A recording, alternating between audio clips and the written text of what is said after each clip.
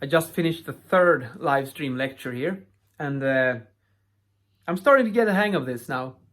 I have some important lessons that I want to share with you. First one, if you plan to use a microphone like this one that I'm using, it's like a wireless one with a little belt pack like this, which I have in my inside of my jacket.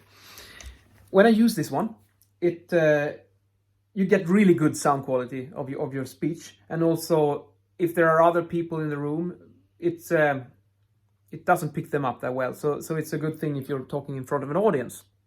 You know that it's only your voice that goes out. But what I really want to point out here is that, look at this. You need to attach it to your skin so it doesn't wiggle about, because that can be hugely disturbing. I even put some, I hope you can see it back here on the back of my head, with some medical tape to make sure that it sticks, so that when I move around it's always in the same place, because if you only have it on your ear, I don't think it's gonna work. So that's worth thinking about.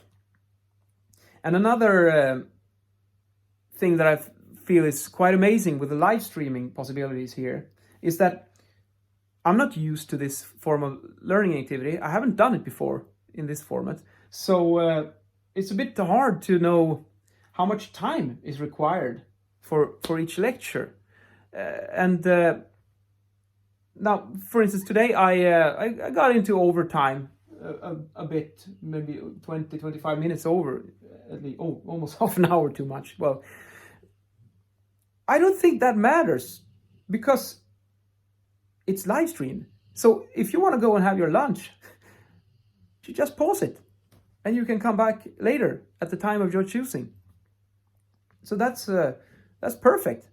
I mean, you can even in the middle of the lecture, you can go and grab a cup of coffee or something, because who are we trying to fool anyways? It's not like you can sit for 2 hours and be sharp and to grasp everything that I'm saying with these complicated concepts. I don't believe that for a second. Maybe we can be sharp for 15 minutes, maybe an hour if we're really pushing it. But when we go past 1 hour, I think your mind starts to drift off. At least I know that my mind does it quite quickly.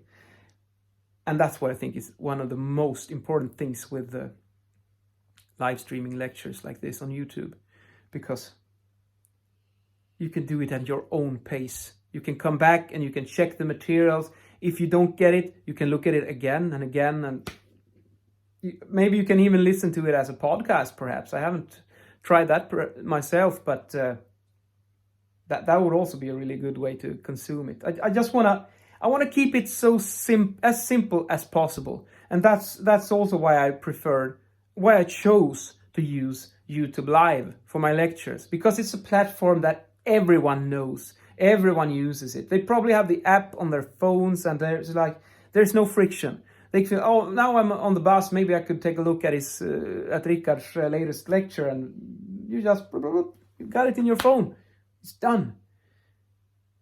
Other ways of recording and distributing this media might involve that you have to go to some platform somewhere and log in, and yeah, it adds a layer of friction.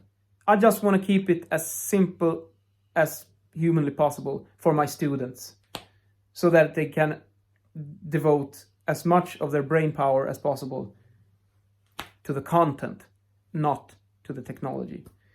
And what better way than to use a technology that they are already familiar with. Now I'm gonna go and grab some lunch here. I hope you learned something from this little rant. Have a really nice day. See ya.